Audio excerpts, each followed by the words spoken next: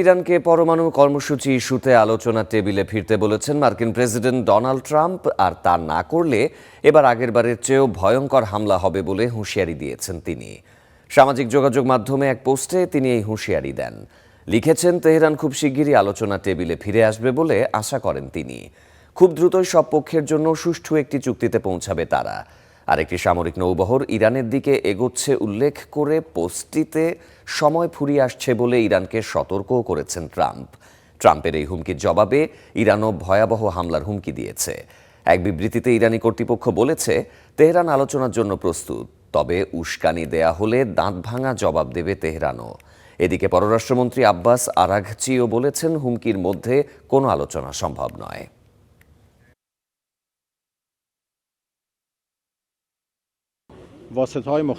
মার্কিন বিশেষ দূত স্টিভ উইটকফের সাথে কোনো আলাপ হয়নি। তেহরানের পক্ষ থেকে কোনো আলোচনার অনুরোধও করা হয়নি।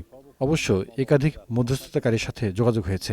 আমাদের অবস্থান স্পষ্ট, হুমকির মধ্যে কোনো সংলাপ সম্ভব নয়।